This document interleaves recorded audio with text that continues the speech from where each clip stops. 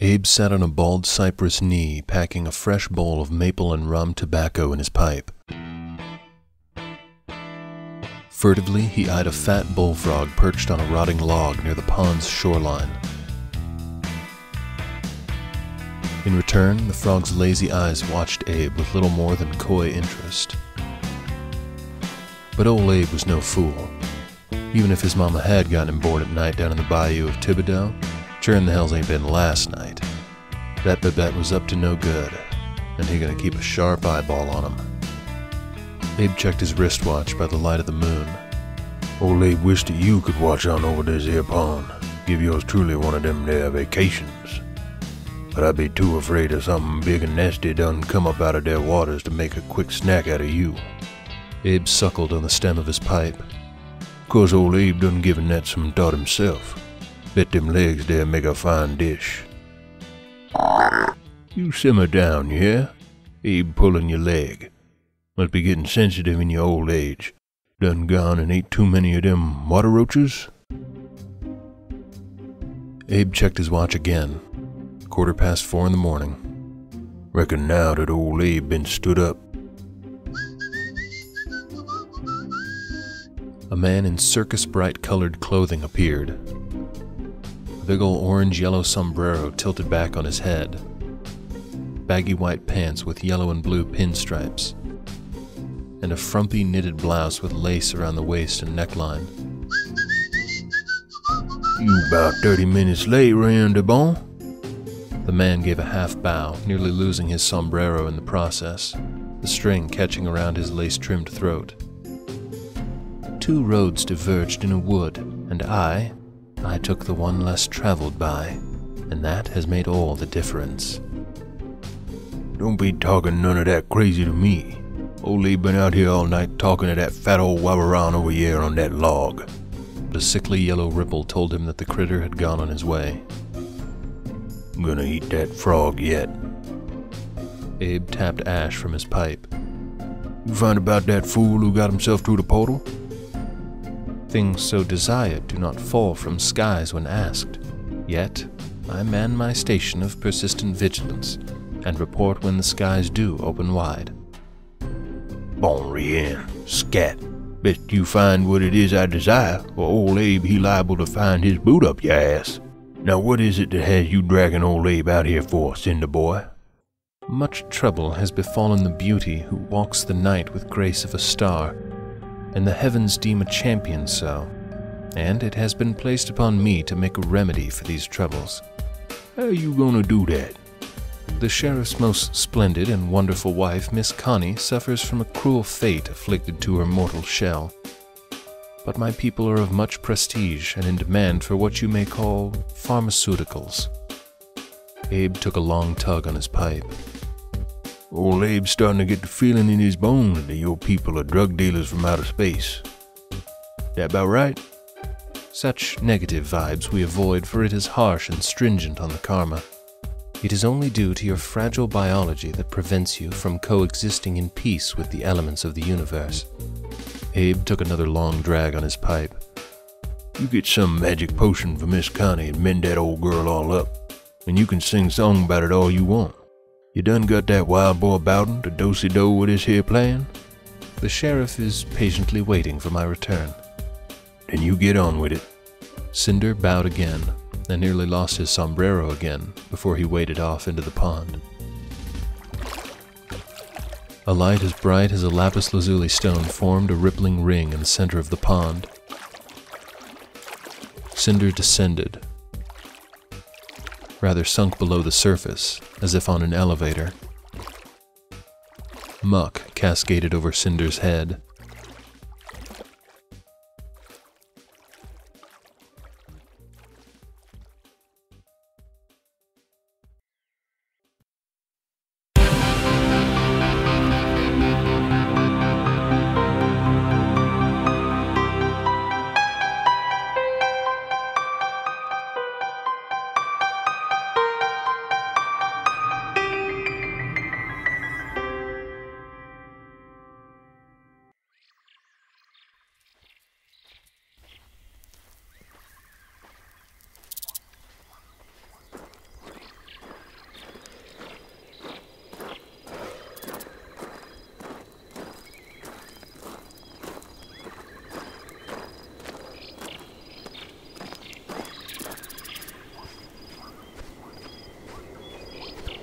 before any of the others had risen, even the man of asses, man of eyes, Maynard Rollins, had crept from the Able compound, stole away like a bandit in the night. He'd brought proper provisions, his tactical binoculars, SIG P229, Remington XCR rifle, and an extra pack of Camels, unfiltered. Way too easy to sneak past the gate without detection. He frowned at the nearly empty pack. Maynard climbed a slight slope of sand and sat on his ass, lit a cigarette, then pushed a hand into the deep pocket of his duster and pulled out his Casio microcassette recorder. Black grease and blots of red-gray dirt stained the black plastic exterior. Pressed record. How's it hanging, Uncle Eddie? Ain't heard a peep out of you in a blue moon. Thinking you caught the gravy train. State can't do much with an old bastard like you. Stack your cancered ass in a lumpy bed and turn on the fights. Am I hitting close? Often I wonder what you've been telling them nurses, especially about that ugly face of yours. Probably just tell them about the demon fire and they giggle. Both of us wishing you were making that shit up. I'm gonna get back down to Jacksonville soon. But right now I'm in the Chihuahuan Desert at the crack of dawn. Beautiful. Beautiful as God made it and pure as Mother Nature nursed it. You'd love it here. I know you would. These aconites are heating up. This time it was mandatory we all saddle up, all 13 of us. Called in to do the beast. We all met up in Albuquerque. But before trekking across the desert, Guntram gathered us inside the Black Dagger, the bus that is our makeshift HQ, and briefed us.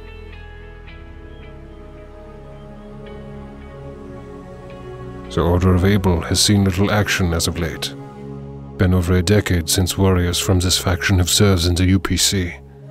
Most become farmers or teachers, guards or outriders. We will meet with some of these outriders in 1 hour and 43 minutes at the designated waypoint.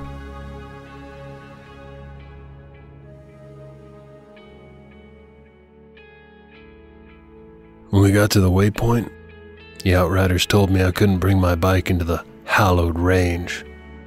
Seems Able has itself a nice cushioned 10-mile radius of sacred ground surrounding them. I told them boys I wasn't leaving my bike in the middle of the desert. Don't matter how remote or hallowed the ground might be. But then Guntram, Commander Guntram, had a nice chat with me. And he's a bit younger and built like a semi, so he changed my tune without having to tune me up. But don't worry, Uncle Eddie. Milas and Jordal helped load the old gal into the Black Dagger for safekeeping. But sitting here now, sitting amongst this barren and desolate landscape, not so sure it was necessary to lock up the old gal. Pretty darn isolating out here. Can't imagine much devilry passes by this way. Suppose that's why the twins were sent here. Isolation. Safety. Or maybe to be closer to the portal in Buckeye, Texas. Did you ever see that portal? Or any other one, for that matter? Maybe I'll get a gander at it and send you some postcards of me on the brink of a portal to hell. Milas said the Order of Able had moved here from Boston about a decade after Ortho Palp's prediction in 1922. He's thinking it was all in preparation for the training of the twins. Said it was Ortho who decreed the twins should be fostered by the OAB. Don't know if any of us are going to make it back from this one. Even that stoic German can't hide these elephant-sized doubts. At least during Jacksonville we had a plan and high hopes during the last court. If by some divine intervention we do manage to round up and kill the beasts, I'm gonna make a special ride down there to see you. And this time, hell, this time I mean it.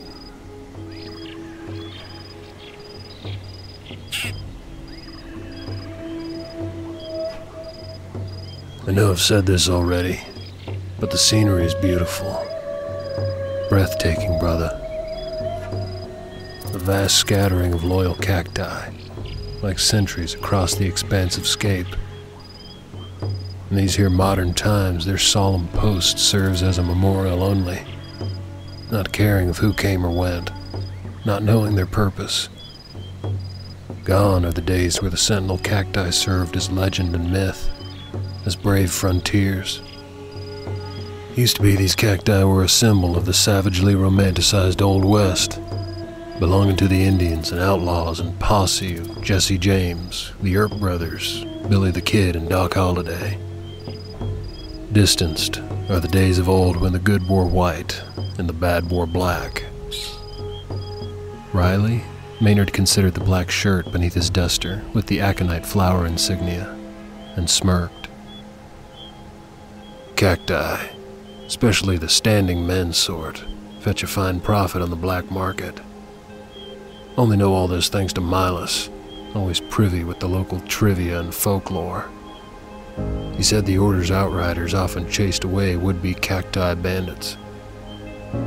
Here was an allegiance of divine warriors reduced to chasing away petty thieves in the dark. Been 20 years ago since we fought alongside these warriors. Hell, really been that long? Hate remembering what went down during the last court.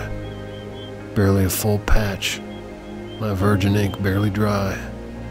But I distinctly remember those able boys, excited eyes wide like a bunch of schoolboy virgins at their first titty bar.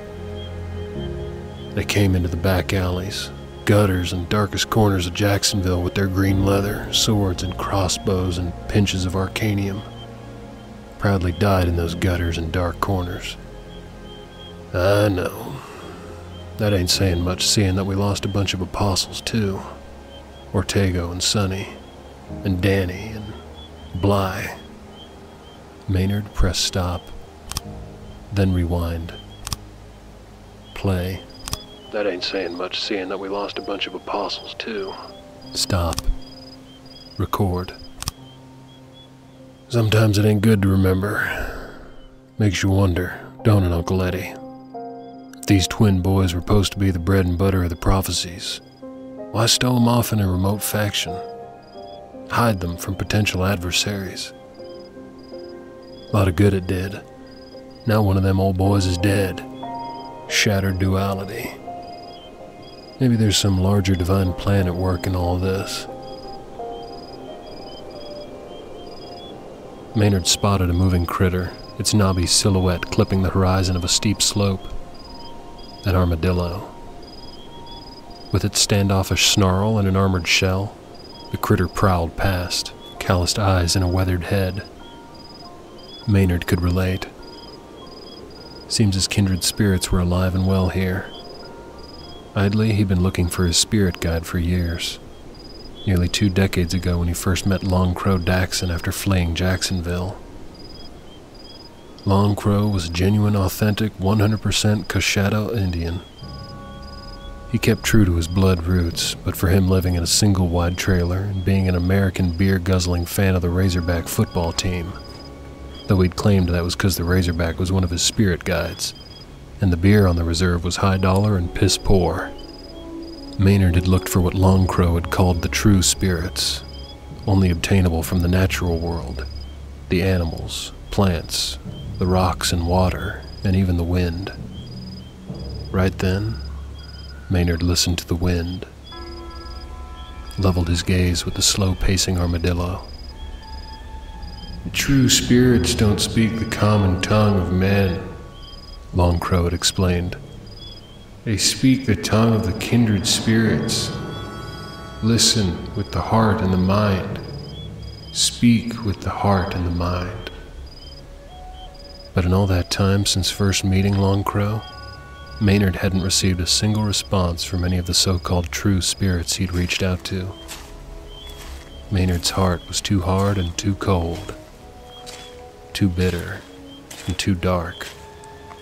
Why Sierra had avoided him. Too much blood on his hands, too much betrayal in his youth, too many demons in his past, real and in his head, and too many battles in his future. But His battered soul longed for understanding, for knowledge, for insight to know his purpose, his divine purpose. Why? What for? He could have just as easily said he was a man looking for God, but that was too easy, too simple. God, whoever, whatever he, it, or her was. In the distant dawning sky, Maynard caught sight of a buzzard, or skin eater, as he liked to refer to him. Skin eaters sounded mysterious and mystical enough that Long Crow would have been proud. He leveled the sights of the SIG at the mangy feathered skin eater who now circled overhead. The buzzard dropped. That crotchety armadillo had circled back, scratching at the scattering wind-blown sand for an elusive morsel, jerked its head, snout flaring, and gave a raspy hiss before turning and shambling away and toward the dipping valley. Maynard engaged the safety on the SIG, holstered it, walked toward the valley. Sand fell away in sharp slides of pebble and sand, but Maynard's boots kept firm traction, allowing him to carefully negotiate the descent. Sometimes it's all but a lucky roll of the dice, Long Crow had said. but you ask yourself, who's controlling the dice? Probability is the bastard child of divine intervention. Words Maynard would never forget, from a friend he would forever remember.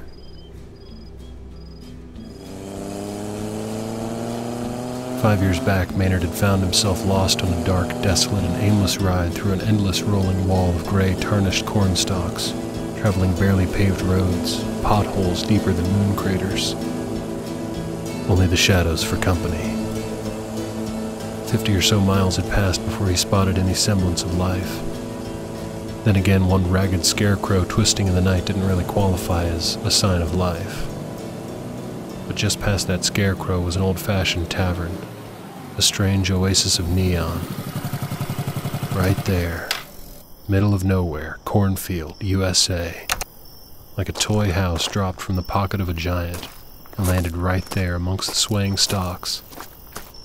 Tired of riding, ass hurt, hadn't had a friggin' smoke in a couple hours. Coffee had been longer. No bueno. midnight when he entered the joint. A glossy open wooden floor took up most of the left side. To the right was a stale hay-colored bar. Thin, cursy neon lights gave the bottles of liquor an enchanted glow. A dozen or so men and women crowded the small dance floor, a tangle of cowboy hats and boots and plaid button-downs. Nothing out of the ordinary, nothing unexpected for a joint like this, except for the two fellas sitting on stools at the bar. Stood out like pink on chrome. A distinguished black man with a sharp face, wearing shades despite the smoky and dim interior. The other guy was of average height but stocky, broad-shouldered and with a clean-shaved face, save for a neatly trimmed, thin mustache. Both wore black shirts. The stout one wore an unzipped black hoodie, and the black fellow wore skin-tight black everything. Maynard slid between them and knocked on the bar top. The elderly barkeep turned, lifted his chin in acknowledgement. "Coffee, please. Black." Bartender nodded. The out-of-place men he was currently sandwiched between eyed him. Maynard stepped back, removing himself from between them. The men made no effort to hide their appraisal. Maybe it was his ink they were admiring. Maynard had left his jacket in the saddlebag and wore only a rugged leather vest that placed his corded arms with myriad tattoos on full display. "Shit must have hurt like a mugger, know what I'm talking about?" the stout one said in a Bostonian accent. "I know, man, for real. I got me one once. I'd show it to you, but I don't know you well enough. What's your story, pal? Headed to Sturgis? Gonna do a little vroom vroom up there?" The man mimed holding onto motorcycle handles, his throttle hand holding his half-drank shiner. "Right? Know what I'm talking about?" The man grinned like the buffoon that he probably was. The bartender set a steaming stainless cup in front of Maynard. He nodded his appreciation, grabbed a pepper shaker from the bar top, and sprinkled his coffee. "I saw you rig as soon as you pulled in. You look like the type who'd fit in around here." Ain't no matter where I'm going, or where I've been, stranger.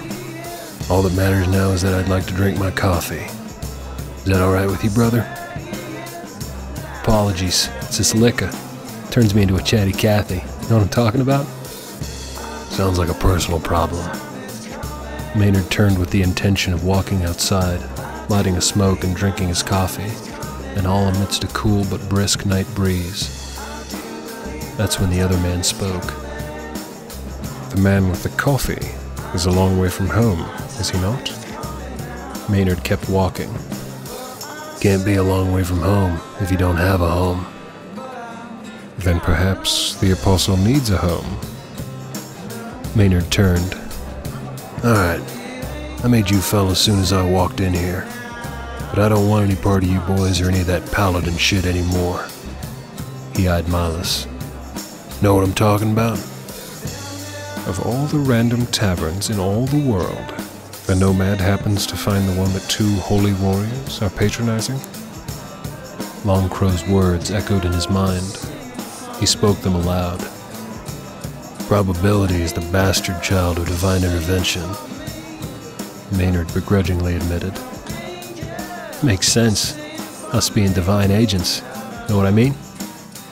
And the apostle openly admits this chance encounter is no mere chance at all, but orchestrated by fate?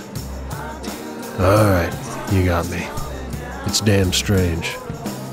Then please, tell the man of eyes and Milas the story of how the apostle came to be here on this eve, so that we may journey this notion of divine intervention together.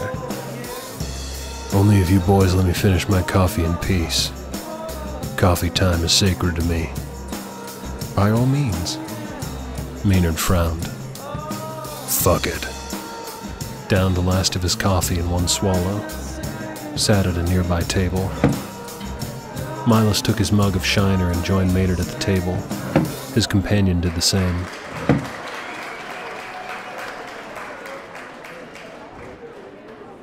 Had this Indian friend named Long Crow Daxon. Lived down in Pineville, Arkansas, real close to the Louisiana border. He was a good friend.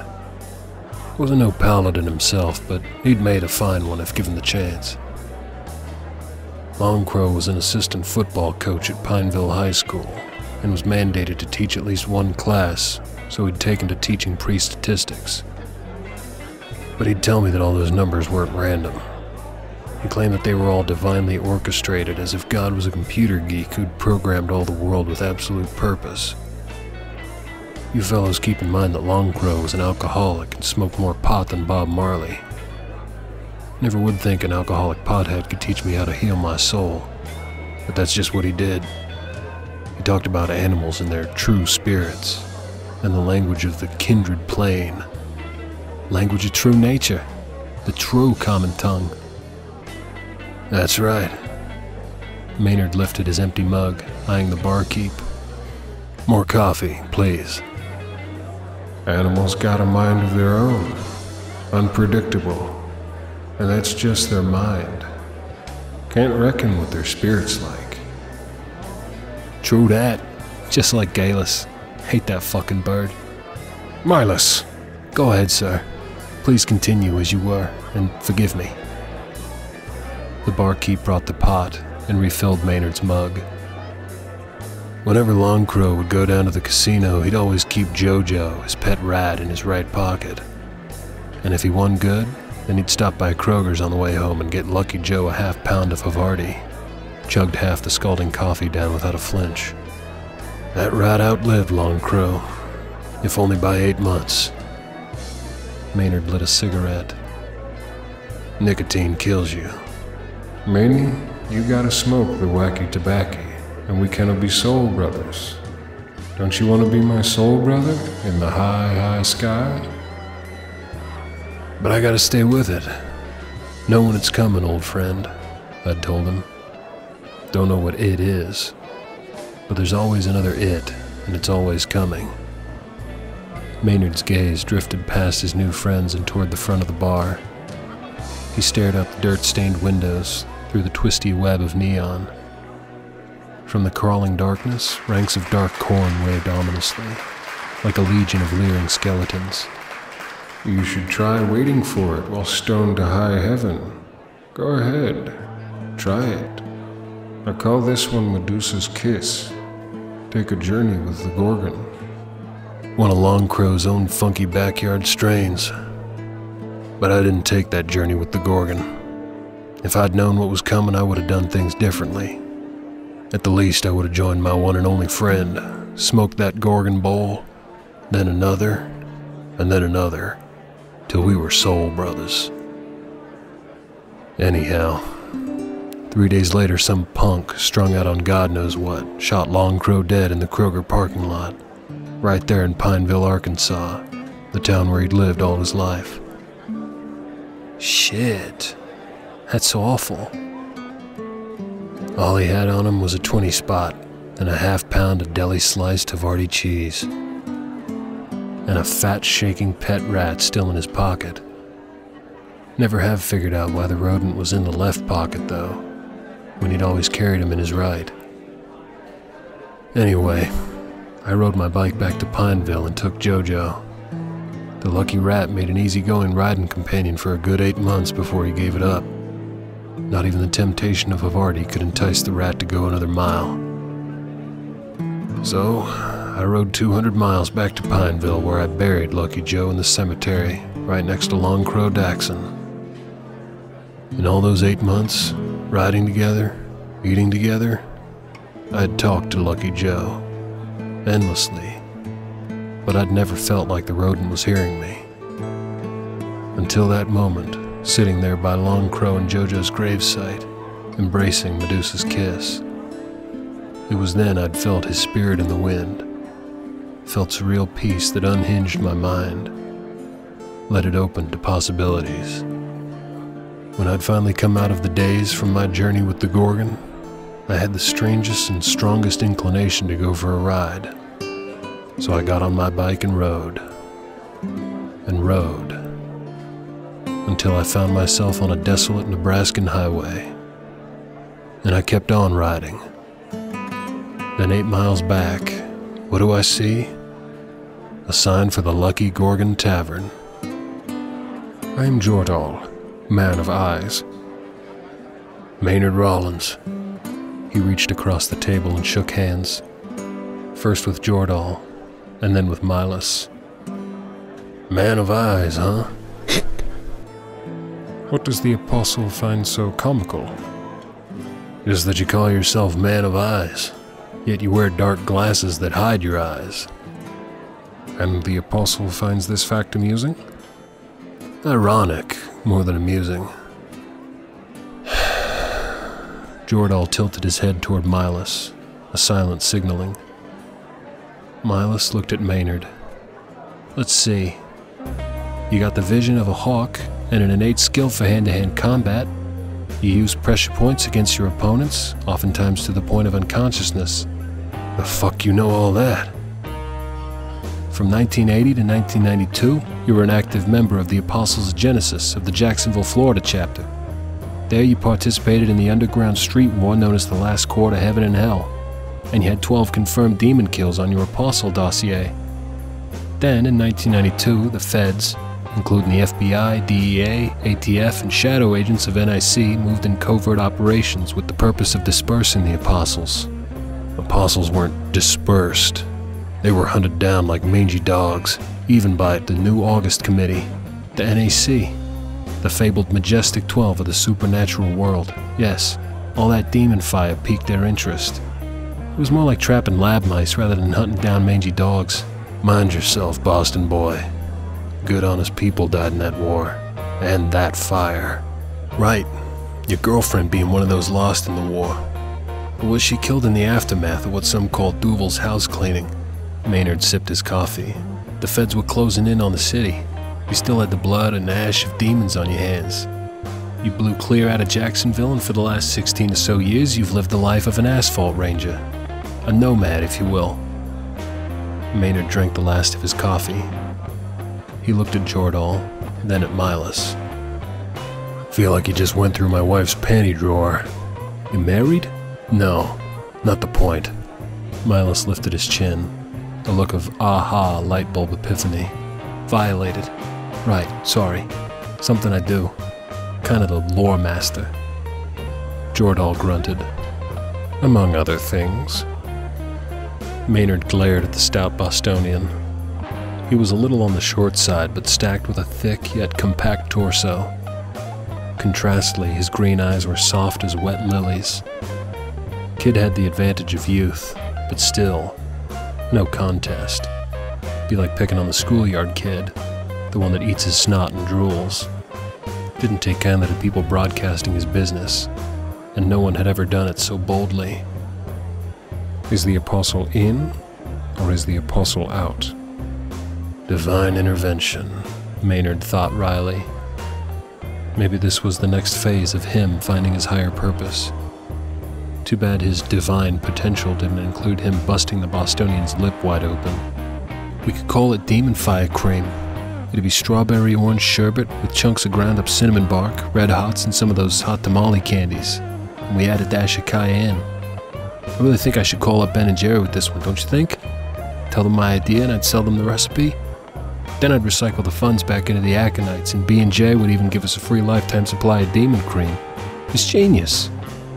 Then I could take Nolan's place as Mr. Pennybags. Could buy myself an Armani suit and start calling Gunther and Boss and saying Capiche and Bada. Maynard looked back at Jordal. He's in your little club too? The garrulous Bostonian is indeed in the little club. Huh. What exactly does he do? He is a proficient exorcist, among other things. I believe it. Demons would rather go back to hell than listen to him yaking on and on. Maynard glanced about the place. Where's the rest of the flower babies? He's afraid of flying. Man, eyes over there don't like heights or airplanes. And I don't much care for them either because of this incident I had once at 20,000 feet and his spirit jumped right into me. I started freaking, hell yeah. Never expected a spirit to randomly jump into me like that. Not at no 20,000 feet. That isn't the Mile High Club I want a membership in. Now I don't fly anymore. Keep my pal Jordy company on the road now. Maynard eyed the barkeep, lifted his empty mug. When you have a moment. He looked at Jordal. In.